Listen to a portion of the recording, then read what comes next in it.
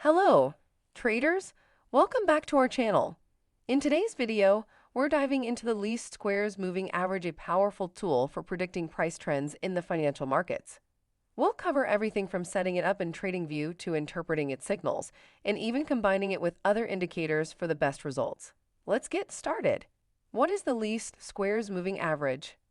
The least squares moving average, LSMA, is a statistical indicator that calculates the best fit line for price data over a specified period. Unlike traditional moving averages that simply smooth out price action, the LSMA aims to minimize the distance between the prices and the line itself, offering a more accurate trend prediction. Setting up LSMA in TradingView. Open your TradingView account and navigate to the chart of your chosen asset. Click on the Indicators tab at the top of the screen. Type Least Squares Moving Average in the search bar. Select the Least Squares Moving Average from the list and it will appear on your chart. Best settings for different time frames. For day trading, a shorter period like 14 can provide more responsive signals. For swing trading, a 25-period length is generally effective.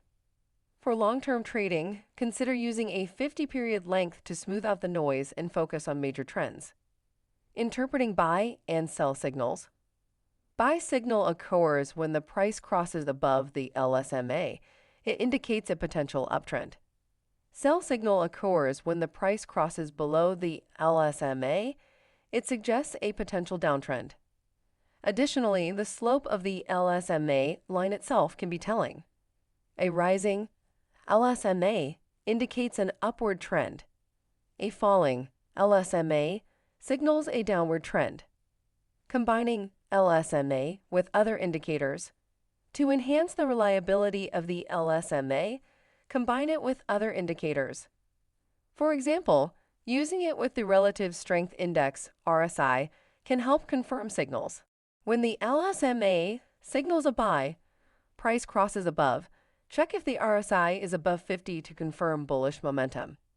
Conversely, if the LSMA indicates a sell, price crosses below, ensure that RSI is below 50 to confirm bearish momentum. Risk management.